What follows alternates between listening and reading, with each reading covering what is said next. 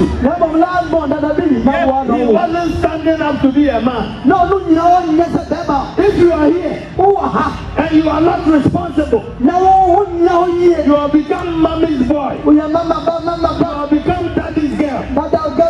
And you cannot face the issues of life. You are always being shielded. You cannot stand up and be counted. You will not be a champion and a hero. May the Lord heal your destiny. Hallelujah. So have you seen that trend? All of them were not making it. In the midst of all this, one young man stepped out. Who wants to be Joseph? One young man stepped out. Put your hands together for this young man. This young man told himself that all the blessings that God has promised us, if we don't take time, we will not get it as a family. If we are not careful, hunger will kill us. If somebody does not stand in the gap, we will be very, very sad. And Joseph decided, I will be a hero in the fight. I will be a different person. Listen, the same blood that was flowing through Reuben, it was the same blood that was flowing through Joseph. The same blood that was flowing through Judah. And he went in for a prostitute. It was the same blood that was flowing through Joseph. So Joseph also had that propensity towards lust. And Joseph was more handsome than Reuben and Judah. He had more potential for sexual escape. Joseph set on the road to destiny. Take your time, young man, you are going to and decided to move calculatively. He decided that he would not fail in the fight. He decided to overcome the enemy. His family will make it. Yes, you are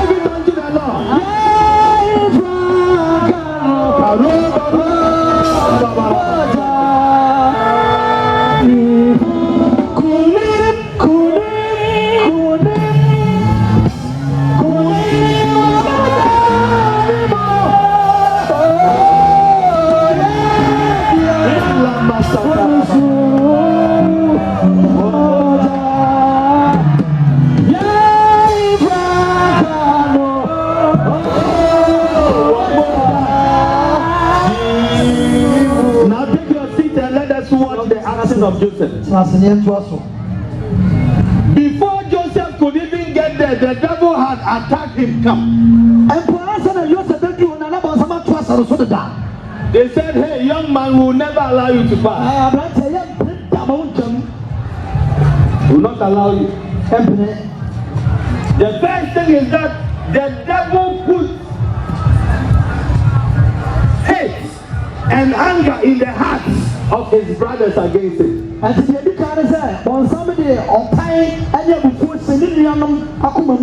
because Joseph was innocent, Can I tell you something? If you live right, if you are righteous, innocence,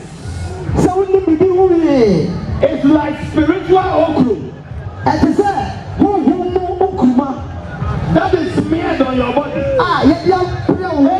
when the devil closes the door,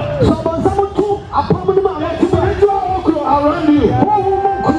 You just pass through him like this and go away. If you are blameless, the Bible says, blessed are the undefiled in the way. God will put some slimy substance on you. And the enemy holds you. You will slip through his hands. So though the brothers hated him, it was God's own purpose. So Joseph slipped through the hands of the enemy. They sold him as a slave into Egypt. But when you read Psalm 105 verse 7, the Bible says that God sent a man ahead of the Israelites whose name was Joseph. So though they thought they were destroying him, God was using them to send Joseph out. If people rise against your life, if there are people who want to stand against you, if you do what is right, those who undermine you, I prophesy as a servant of God that they will always remain under your feet. They will always remain under your feet. Those who want to cut you at your back, those who say things at your back, and they meet you with smiles. I prophesy as a servant of God, they will forever remain on the floor. Those who hate you and decide that they will make life uncomfortable for you, the Lord will lift you up. They will forever remain your footstool. In the name of Jesus. 1 minute far. God sent Joseph. The devil quickly came again. Said, look, let's not give up. Joseph too said, I have also decided I will not give up. I will endure beyond limit. I'll be a blessing to a generation. I'll make it to the promised land. Hallelujah. The devil came with another plan. You are a young man. Your brothers have been, enjoying themselves. The same red hot blood. I'm going to give you a scholarship that Judah did not have. I'm going to give you a scholarship I didn't give Ruby. For you, I'm going to give you a big man's wife. And if you do this thing, and you enjoy yourself, hey, it's sweet, bro. You will really feel it. Yes. Not only that, henceforth, when Mrs. Potiphar came in this house and prepared chicken soup, you will see the fat part. As for Potiphar himself, they will give him the legs and the neck. The woman will do you fine. So just do it. This opportunity, many people are looking for it. Joseph looked up. He looked down. He remembered where he was coming from. He remembered his family. He remembered his people. He remembered destiny. He remembered the promised land. He remembered what God has said about him. He remembered what he will be in future. And he did the calculation. And rather than that, who said a day is coming, he will have a wife of his own. He will do whatever he wants to do with her. A day is coming. If he wants 10 chickens, he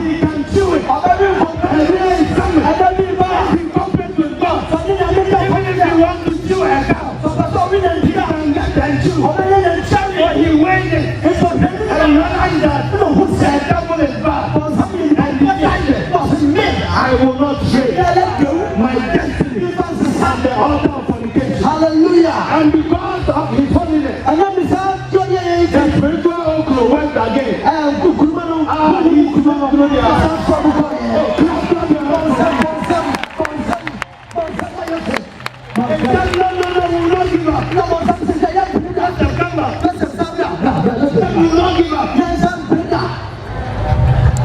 He was put in prison, but the Lord was with him. Eventually, God delivered him and made him the king and the prime minister of Egypt. He was the second in command of Egypt. Then the devil came again. Joseph, the dream has come to pass. God is wonderful. Have you seen what he told you? It has come to pass. Now that you are king, take chariot. Go back to your father's house and go and tell your father what your brother is doing. After that, revenge against them. Joseph said, now the people are not hungry. The famine has not started. If I even go there and tell them I'm a big man, all that they will tell me is that shun you and so on. You are a big man and so on. We don't need you. The time has not come for them to need him. So Joseph sat quietly in Egypt and concentrated on his work. There are some of you, immediately breakthrough starts. You want to announce to the whole world you have made it. And you talk big. You want to show off. And you destroy the beauty of the blessing. Why don't you take your time and allow the Lord to bring you into greatness? Joseph said, this one too I will not do. The devil said, okay. What about Potiphar and his wife? They lied against you. Now you are bigger than them. You can punish them. Joseph said, no. I will not revenge against those who fought against you. Then the devil came back. Okay, Joseph. But as for this one, do you remember your brothers? They are with you. Now they are hungry. When they come, punish them. Joseph said, no. I will not. Joseph left vengeance to the Almighty God. There are some of you, your fathers didn't take care of you. Because of that, you have decided to show them. Leave vengeance to the Lord and do what is expected of you for your family. Hallelujah. The people have hurt you, so don't hold it against them. I am showing you how to endure beyond limits. So that when we start praying, you know the kind of prayer about your destiny. Joseph, because of him, his family did not die during the hunger. Can I tell you something? If Joseph had slept with Mrs. Potiphar, like he will still be a servant in Potiphar's house. He will still be a servant in Potiphar's house. Like when the famine came, his family will come to Egypt. And Joseph will be nobody. Nobody. He will be a servant in Potiphar's house. His entire family would have died. You never know the impact of your foolishness on your family. Hey, may the Lord save you. May the Lord help you. Because of Joseph, Jacob and his sons had a good place in Egypt. Goshen, a good land. Now we come to the end of Joseph's life. Getting to the end of his life, Joseph had become a blessing to his generation. True or false? True or false? True or false? So part 1 was completed. Left with how Joseph will enter the promised land. Now there is a deep message here. I don't want you to miss it. Now you see, Egypt stands for the world. And Joseph had made it in Egypt. God wants you to make it in the world. But God does not want you to end up in the world. When Joseph was about to die, if it were you and I, we will call our people and tell them, brothers, you see how through things of hard work,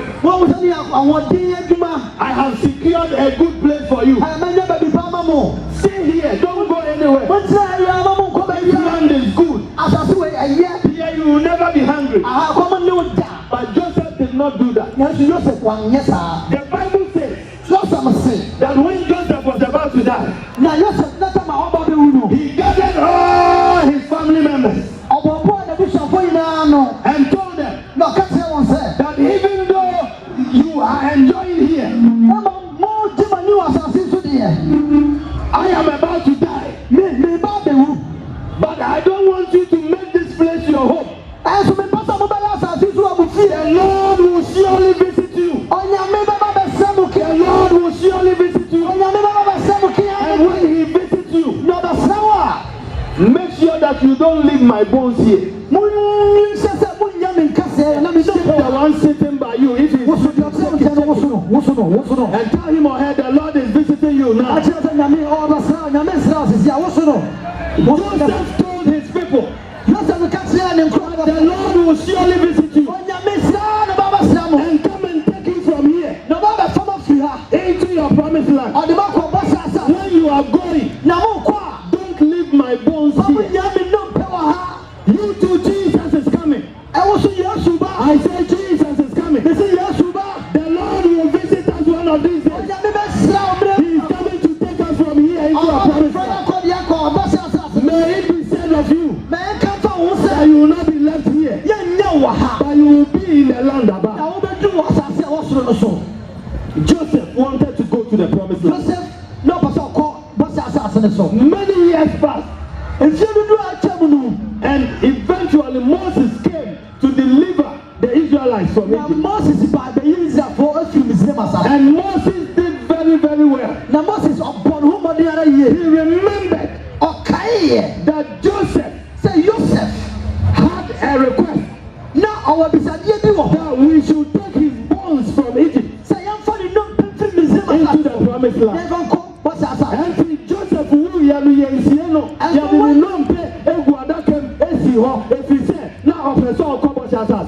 and so when Joseph died, he was not buried, but his bones was kept for the promised land. Moses was carrying the bones of Joseph. Now Moses also Joseph Numpe on the wilderness. And I'm saying also, people were sinning and God was killing them. Yet Joseph's bones kept going forward. Now Joseph Numpe, Moses himself, who went for the bones,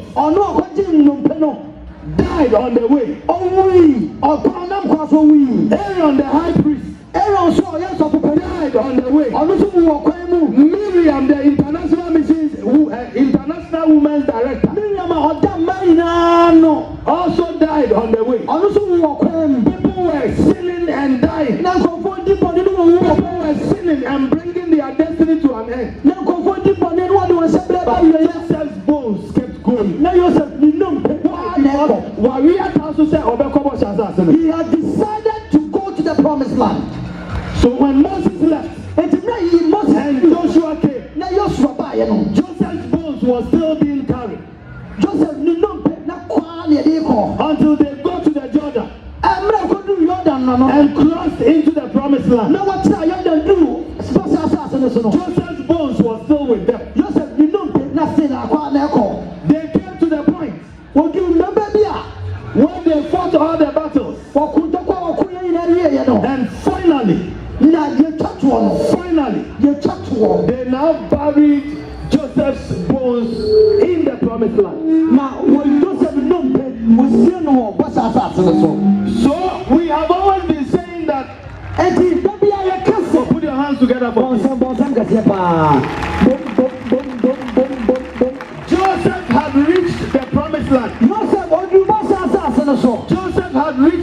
promised land. We always say that two people started from Egypt and ended up in the promised land. Who are Joshua and Caleb? And this morning we are adding the third candidate. They were not two, they are three. The first one was Joshua. The second one was Caleb. And the third one was the bones of Joseph. He also started from Egypt and ended on the promised land. And all these three people, see one quality about their life. They were a blessing to their generation. But beyond that,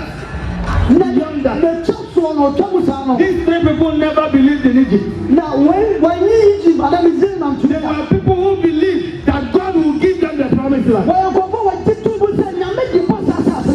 And so we also, since we are surrounded by this great cloud of witnesses, Joseph and dear beyond limit,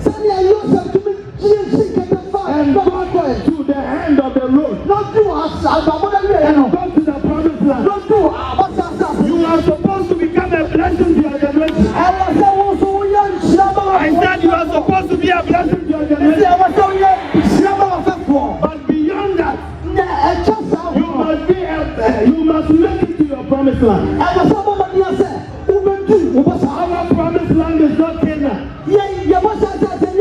Our promised land is heaven. If you will be able to make it, you have to lay aside all the things that will take you into sin. The things that made Reuben fail. The things that made Dinah fail. The things that made Judah fail. The things that made Lewi and Simeon fail. You have to be able to throw them away. So that you will run with patience and slip through the hands of the devil. When you do that, it doesn't matter where you were born. It doesn't matter how poor your background is. God's word is powerful. God has the power to elevate you from poverty to riches. God has the power to elevate you from nothingness to something. God has the power to change your name. He has done it for some of us. He has lifted us from the dunghill and placed us in places of responsibility and glory. He will do much more for you. Yours is to keep moving forward. Yours is to keep moving forward. Yours is to slip through the hands of the enemy. Yours is to throw away the temptation. Yours is to overcome the temptations of the devil. And as you do that, little by little, poco a poco, petit a petit, the Bible says in Proverbs chapter 4, verse 18, that the path of the righteous is like the shining of the sun. It shines brighter and brighter. It shines brighter and brighter unto a perfect day. May your destiny shine. May your destiny shine. May you be a blessing to your generation. But most importantly, may you make it to heaven. Dr. Kwame Nkrumah said that our independence is meaningless unless it is linked up with the total liberation of the African continent. I am also telling you this morning that all the material blessings that you would have, all the breakthroughs you have in this life, all the smiles you will put on the face of your family, it's meaningless unless it is linked up with your ultimate rapture to heaven. All your blessings on this earth is meaningless unless it is linked up with your eventual arrival in heaven. That day when the road is called up yonder, that day when the